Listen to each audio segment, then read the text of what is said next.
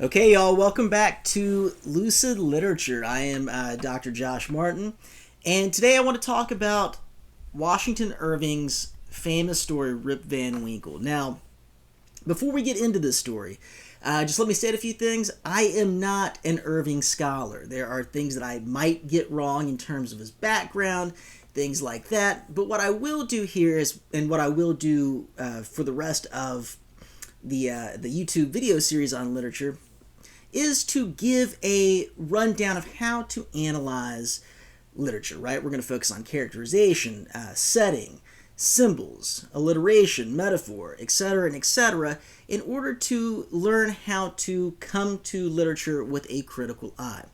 Now, I'm recording this series this semester for my 1102 class at Young Harris College in the beautiful mountains of Georgia. But if you happen to stumble on these lectures from wherever you are, welcome, and I hope you get something out of them. Now, today, like I said, I want to talk about Rip Van Winkle, a classic tale of waking up after a long time has passed, 20 years to be exact in this tale. This story has been used over and over again, the basic narrative. It can be found in antiquity, and it can be found in German folklore. And there are other tales here and there. The exact origins of the narrative are murky. But what is clear is that Washington Irving borrows from past Rip Van Winkle-esque tales to put this together in a modern, early American setting. Now, before we get in, a bit about Washington Irving. He is born in 1783 and dies in 1859. Now, scholars of history know that 1783 is important because it is the year the American Revolution ends. And for American literature, this is really the time in which American literature starts to be codified as its own separate entity. Irving is going to be the first American writer to really get widespread acclaim in England. In fact, a lot of the English critics are amazed that an American writer can write with the precision, the eloquence, the skill that Irving can. Now, all this suggests that at the time, English writers and critics were still looking down on American writing, right? The Americans were considered, backwoods, frontier people. What do these people know about writing? And Washington Irving comes on the scene with a volume called The Sketchbook and completely, blows away English critics. Rip Van Winkle is going to be the most popular tale from this book, and for good reason, right? It's a fairly straightforward plot with major metaphorical and symbolic implications. A little bit more about Irving's life. So he's born in 1783. His parents belong to the mercantile class in New England, right? As a result, his writing is going to have somewhat of a bourgeois kind of bent. I've heard it described, especially in Washington Irving, The Conservative Imagination, that he is considered the arch Federalist of American literature. Now, if we think back to early parties, we have the Federalists and we have the Jeffersonian Democrats, and the Federalists are going to want big government, and they're going to look out more or less for the interest of the elite business classes. We see a little bit of Irving's conservative streak in the way he depicts the past, especially in Rip Van Winkle. There's a certain fondness for the past. There's a certain fondness for structure. But this is not to suggest that he is not looking forward to the future, and especially an American future filled with an American identity, right? So both of these themes are going to be in play in the story. All right, so he writes Rip Van Winkle, and let's go over setting. Setting is early on in New Amsterdam, specifically the town of Sleepy Hollow, his fictional town in which he sets many of his stories. It's important to remember at this time New York is, or at least in the setting of Rip Van Winkle, New York is still heavily Dutch, right? So the area along the Hudson Valley, which is going to become New York City in New York, was originally New Amsterdam. It was controlled by the Dutch. And here's a fun fact. Washington Irving is the one who gives the name Gotham to New York, as in Gotham City. I say this because Batman is coming out on Friday, and I'm incredibly stoked to see it. But that's neither here nor there. So I want to kind of focus in on the stories, Dutch references, Dutch characters, things like that. Now, the town is going to lose its Dutch influence towards the end of the story, and we'll see how it becomes more British, more Americanized towards the end. And we can take out a few things from that. All right, so Rip Van Winkle. And as we go through, this is going to help my class as I kind of go through and give an annotation of the story by focusing on, certain lines, things like that. I want to pay special attention to the evocation of place in the story, specifically the Catskill Mountains, and how they form a metaphorical and literal backdrop for some of the themes. Scroll down past these beautiful images. The image of the bed always gets me. I can't believe people, slept in beds this small. But I think people were generally smaller. Okay, so Rip Van Winkle, right? So the idea of place is mentioned off the bat. Whoever has made a voyage up to the Hudson must remember the Catskill Mountains. In many ways, the Catskill Mountains are going to be a major character in this story, almost as magical, if not more so, than Henry Hendrick Hudson and his group of fairy-like entities playing ninepin that Rip is going to encounter, right, later on, and who is going to give him a flagon of some kind of potion, probably alcohol, but it's not clearly stated, and proceed to knock him out for about 20 years or so it goes. So the Catskill Mountains. They are a dismembered branch of the great Appalachian family and are seen away to the west of the river, swelling up to a noble height. So we get the idea of their nobility, their excellence, and lording, right? So another good verb there, lording, right? So we get the idea of the Catskills as noble, as structured, as proper, as the old way of doing things, right? We think of old Europe with its aristocracy. The Catskill Mountains, in a sense, and especially in the story, stand for a sense of timelessness. But even they change, and we'll see that change. Every change of season, every change of weather, indeed every hour of the day, produces some change in the magical hues and shapes of these mountains. And they are regarded by all the good wives far and near as perfect barometers. When the weather is fair and settled, they are clothed in blue and purple and print their bold outlines in the clear evening sky. But sometimes, when the rest of the landscape is cloudless, they will gather a hood of gray vapors about their summits. So again, we get this idea of a lordly, kind of noble, aristocratic mountain landscape. Clearly, it is a landscape that Rip and Washington Irving greatly value. Although Irving says that he never had visited the Catskills when he wrote this story, so that's kind of interesting. That's a testament to the writer's ability to imagine, right? So what idea do we get of Rip? Well, let's look at his name, right? Rip.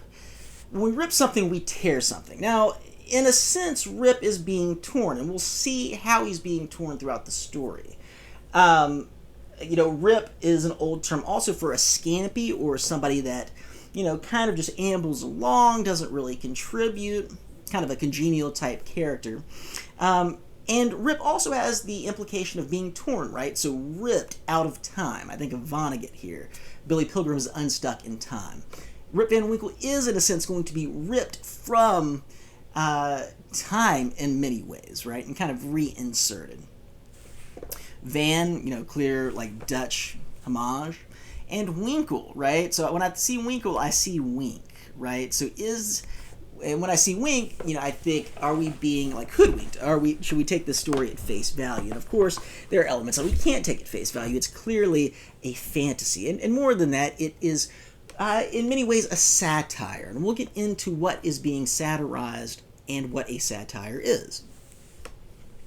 So Rip Van Winkle is a character that is considered henpecked. Now, this word is used throughout, henpecked. Rip Van Winkle is henpecked. Now, this kind of has a misogynistic kind of tone, but for the time, henpecked means somebody that is, particularly a man who is overly criticized by his wife, someone that kind of takes it, the constant nagging, things like that. It's a misogynistic term, but it is applied to Rip. And probably for good reason. Rip doesn't seem to help out around the house or anything. It's explained that he likes to have a good time. He likes to go to the bar and drink with his buddies. He likes to play with the neighborhood kids. But he doesn't like to work. He likes to help other people, but he does not like to work. In many ways, he's kind of a slovenly type of dude who is content just letting the world pass him by. Now, Irving's going to have major condemnation for this type of attitude, and at the same time, somewhat praise. And it's up for us to see which side wins out. What isn't unclear is the animosity and disdain that he feels for his wife, and that his wife, Dame Van Winkle, feels for him. It is clear that Rip hates his marriage. A little bit of biographical context. Irving also doesn't get married. He loses his first wife early on. She dies, and it kind of, makes him not really want to get married. And so we kind of see this ambivalence towards marriage in the story. So to keep going, one day Rip kind of gets fed up with everything after going to the bar, which one should note, if I can find it here, the bar has a sign with King George III, the King of England during the American Revolution and before. That's going to change later on, so it's important to remember that. So it goes to the bar, and the people at the bar are considered sages, philosophers that don't really talk about anything, right? They like to have a good time and just get drunk.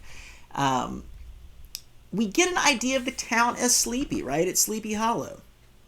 Nothing much is going on. It's almost lost to time, right? Lost to time. We also introduced to us dog lovers will like this, the ultimate fictional good boy. Rip's sole domestic adherence was his dog Wolf, who was as much henpecked, there's that word, as his master. For Dame Wrinkle regarded them as companions in idleness, and even looked upon Wolf with an evil eye as the cause of his master's going so often astray. Why's a dog got to be blamed here, right? But we have Wolf and Rip as partners in idleness, partners in crime. Okay, so we go down. I want to look at a few things here.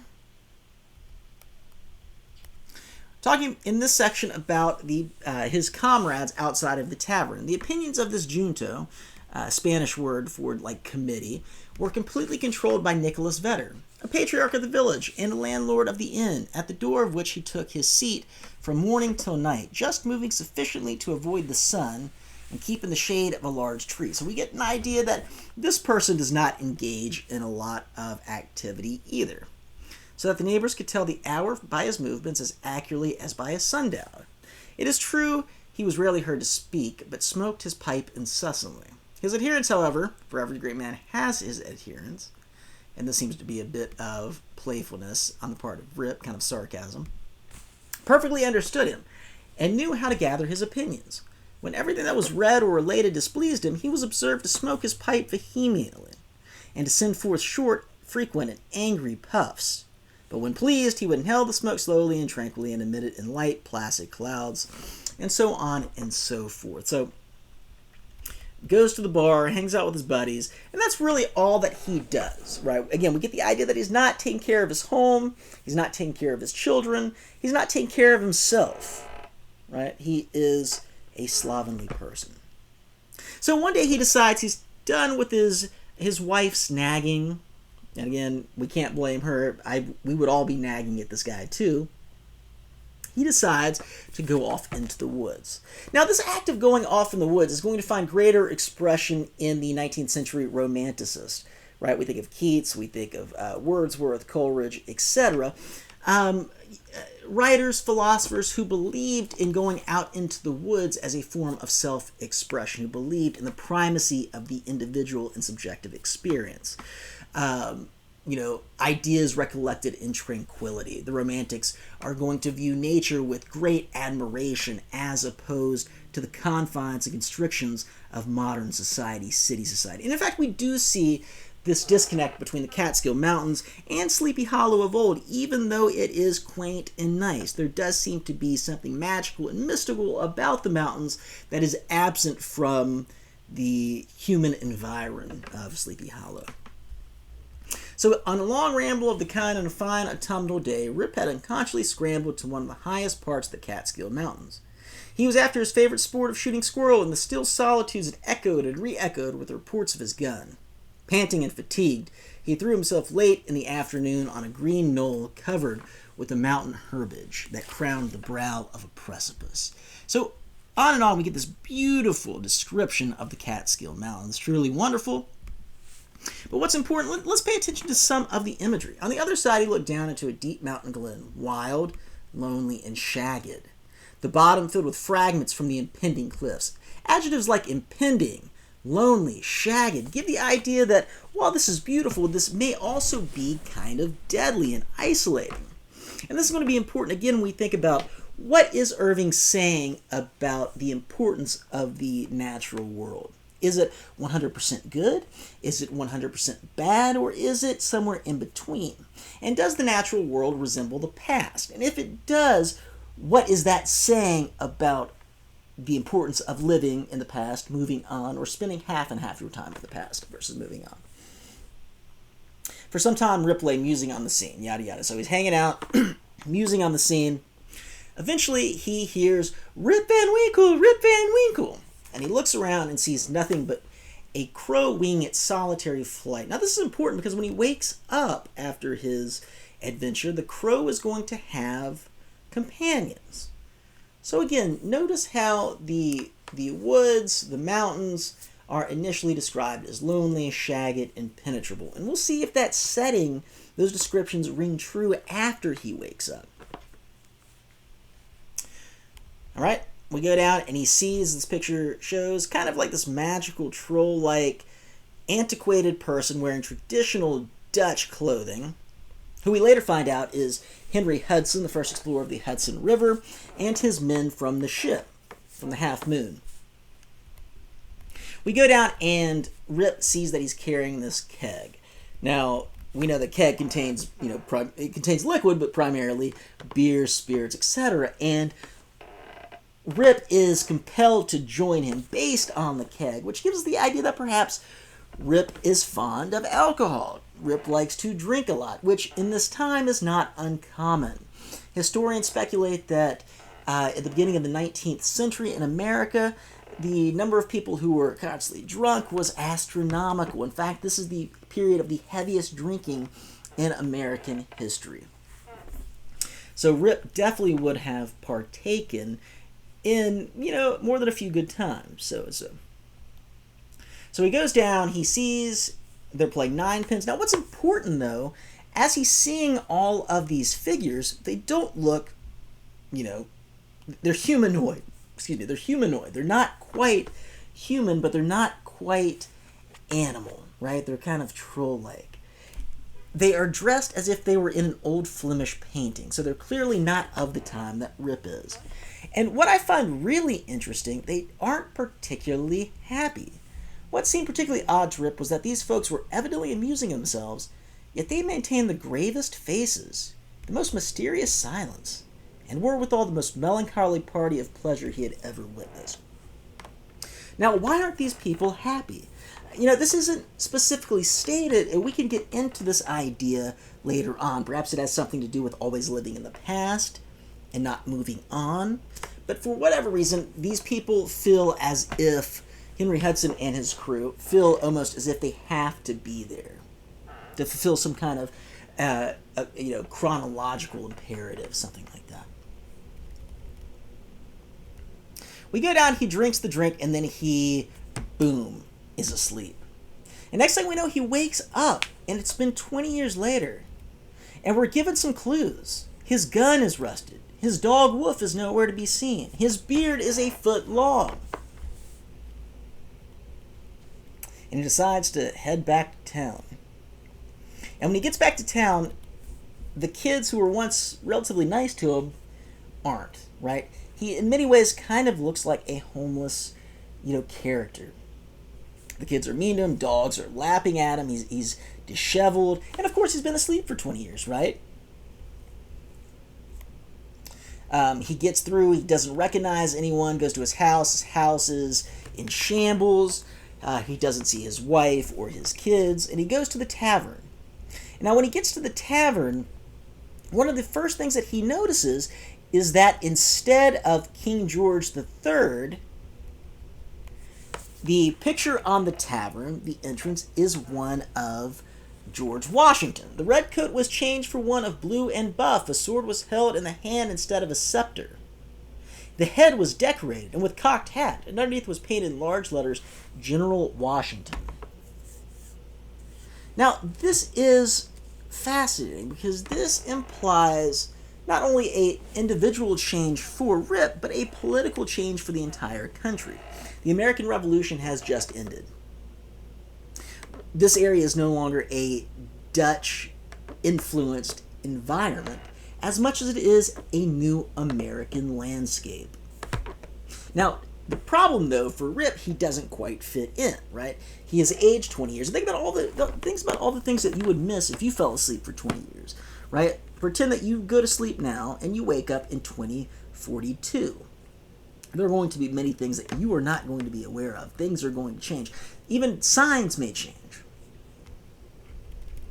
And he goes down and he, eventually sees his daughter, who recognizes him, right? And his grandson, Rip Van Winkle Jr. Now, why the kid takes his paternal grandfather's name and not the name of her husband, Gardenier, is quite interesting, and that's never specifically stated. Perhaps it hints at the inescapability of Rip's and his family's plight. They're always going to be doomed into this indifferent, slovenly type life. Who knows? We go through, and he's initially, the bystanders and the village people are distrustful. They say, a Tory, a spy, a refugee. And a Tory is a loyalist during the American Revolution, somebody that was loyal to the king. They want him gone. And in a darker ending, perhaps more than that, right? So we get down, he finally asks a woman, "What is your name, my good woman?" asked he. "Judith Gardenier." "And your father's name?" "Ah, poor man, Rip Van Winkle was his name. But it's been 20 years since he went away from home with his gun, and never has been heard of since. His dog came home without him, but whether he shot himself or was carried away by the Indians, nobody can tell. I was then but a little girl. With his gun, and never been heard of since." Interesting, right? So he's been gone for 20 years, and they finally put it together that this is the father, right? And though people are still, skeptical, they kind of, believe in some way. He sees his son standing against a tree, and he can't believe how much his son looks like him. It actually throws him for a loop. And towards the end of the story, we get down, and it turns out that people, want to be him in some way, right? They talk about how they wish that they could drink from his flagon at times. To get over to it, let's see. And drink from his flagon and things like that, right? Now, what were some possible meanings for this story? I know we went over things really quickly, but that's kind of the basic plot. Now, one of the big themes of the story is independence. And we can look at independence on three levels.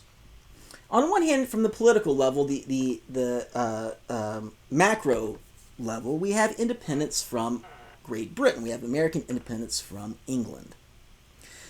Two, on the individual level, we have Rip's independence from his wife. He doesn't seem to be happy. He's not happy. And in fact, many times he refers to his marriage as tyrannical, much as the same way that the American colonists, some of them, would describe the King of England. However, there also seems to be a independence going on in nature, a separation from the past from the present.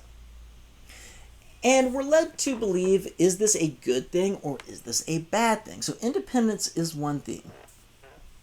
Two is the idea that we can never escape the past. And I want us to think about it like this, right? So Rip is, one way before he goes to sleep. He is slovenly, he is, has no drive, he is indifferent. But when he returns to the village 20 years later, he is the exact same. And it's implied that he's going to do the exact same thing. He's going to be taken care of by his daughter, not his wife this time, and he's going to spend his days frolicking at the inn. In many ways, Rip has not escaped his situation, right? And what's more, his son, Rip, and his other son, Rip Jr., his grandson, aren't going to escape either. Right? So the impossibility of escaping one's situation. Now, on one hand, this has negative connotations. Yet, on the other hand, if you can't escape your situation, you are not expected to do anything great, right? For the average common person, one is expected just to live and to survive. And for many people, we got to think about it like this. Many people who lived in the colonies at this time did not own great amounts of money. We're not elite. We're not slaveholders like the founding father. Many people owned slaves during this time, but a lot of poor colonists did not. And in some ways, there was staunch resistance to changing, to leaving England. One reason being, our life isn't that, destable under the king, and it's going to be equally destable under a new regime in Washington. So what is the point of fighting the revolution in the first place? Of course, that point loses out, but the fact remains. Does the revolution change things for the poorest among Americans? They're still poor, right? So the idea that you cannot escape your fate, especially if you don't put in effort. A third theme of the benefits of escaping into nature. Now, we see this when Rip obviously, wants to avoid his wife's nagging. He escapes into nature where he, promptly passes out for 20 years. Now, on one hand, that's a good thing, right? You watch the world pass you by. But on the other hand, you're watching the world pass you by for 20 years. Is that totally a great thing? So this idea of nature is complicated. Now, I want to spend some time going back to this idea of place and how it illustrates this complexity of nature in reverence for the past. Now, it's clear that the Catskill Mountains stand for a sense of timelessness, a sense of nostalgia for the past. They do not change, at least on human scale, geological scale, sure, but on human time scales, they do not change. They are the perfect metaphors for the past. Now, we said earlier how when Rip first encounters the mountains, he notices a single solitary crow, he notices the impending cliffs, things like that. But I want to talk about what the mountains are like once he wakes up, because this could give us an idea of one of the central themes. On waking, he found himself on the green knoll whence he had first seen the old man of the glen. He rubbed his eyes. It was a bright, sunny morning. So notice immediately how the bright, sunny morning contrasts with the impending cliffs and the solitary crow before. Right? We seem to be in a new Catskill Mountains. A Catskill Mountains, quote unquote, of the future. A Catskill Mountains that is not living in the past. The birds were hopping and twittering among the bushes. Birds. We don't have one bird, we have birds. And the eagles wheeling aloft and breasting the pure mountain breeze. Surely, thought Rip, I have not slept here all night. So interesting. Why might the Catskill Mountains in which Rip wakes up in be markedly different in some ways from the Catskill Mountains he falls asleep in? One explanation could be that this plays into Irving's theme that living totally in the past is dangerous. One must move forward. One must progress. Right? Now, Rip isn't choosing to move forward. He's choosing to stay in the past, but still, time will move on without you, and it does. The future, at least in the Catskills, seems to be a bit better of a place than the place in which Rip goes to sleep. I was about to say Irving, but Rip goes to sleep. Now, this might be different. This might be worth mentioning. Now, that is not to suggest, though, that the past is totally good, or that the future is totally good, or that one should totally live in the future. The Sleepy Hollow of the future, post-Revolutionary War, doesn't seem to be as quaint. Rip doesn't know people there. There seems to be, just the transplanting of one hierarchical structure in the king to another hierarchical structure in the republic, right?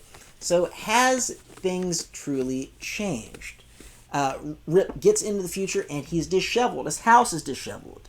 Might an argument be that the future leads to decay? Well, one could make that argument and find clear examples, but then we go back to nature, and the natural world in this future isn't decayed. In fact, in some ways, it looks better. So again, when we think about place in the story, I want us to think about the ways in which place is a metaphor for the past and the future, and it is a metaphor for the ways in which Irving views living in the past versus the future, and vice versa. For Irving, there seems to be the argument that one can't simply live in the past, yet one simply can't embrace every aspect of the future without keeping some tradition of the past, right? It's why Hendrik Hudson and his merry group appear every 20 years to do this in the mountains, right? Now, we talked about the independence versus tyranny. We talked about we can never escape the past, and we talked about the benefits of escaping into nature and the complexities there are. Benefits and dangers of escaping into nature, i.e. the past. Benefits and dangers of living wholeheartedly in the future, i.e. the present village. Now, what I want to now focus on are ways in which the story might be satirical. Now, if you don't know what a satire is a genre in which like an approximation of life is constructed in order to pinpoint flaws in humanity, or to pinpoint serious human errors, right? Or to critique broad aspects of life.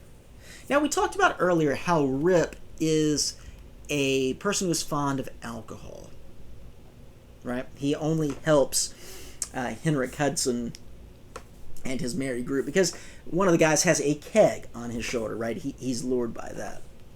Clearly, he enjoys drinking alcohol. Now, might, and this is a big might Rip actually have not been asleep for 20 years, at least literally?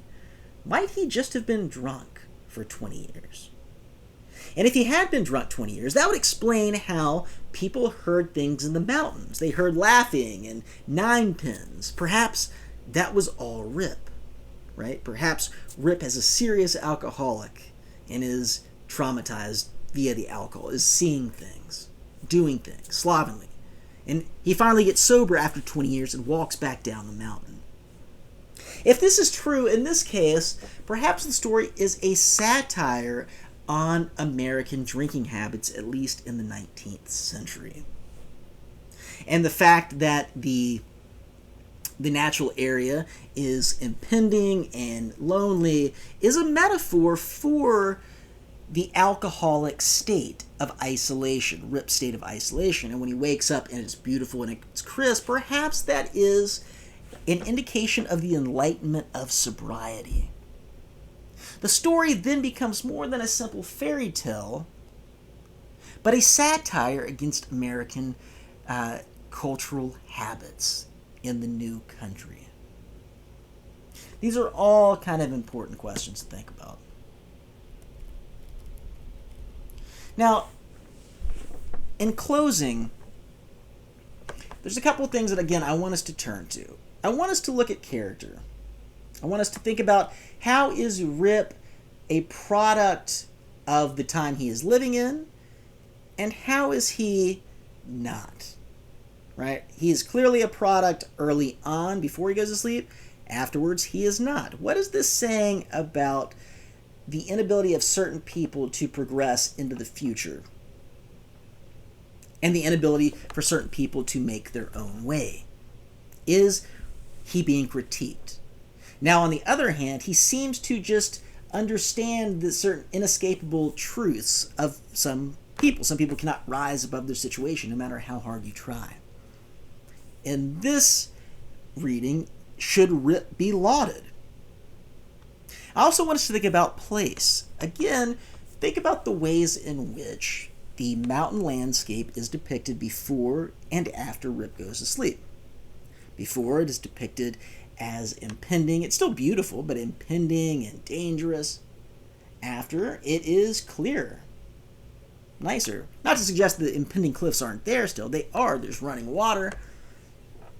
But the Catskills of the future, i.e. the American landscape, not the British landscape, seems to be one of promise and opportunity, which aligns with post-Revolutionary War ideas of American exceptionalism, individuality, and so on and so forth. Manifest destiny, which we'll get to later on in the 19th century. I hope this helps y'all understand the story a bit more. I know for a fact I left a lot of things out. If you want to comment, please do so. Again, I'm sorry for not giving more of a background, but I hope to do that in future texts going forward. Thanks for joining in to Lucid Literature. I'm Dr. Josh Martin, and catch y'all next time. Keep reading, keep thinking. All right, bye.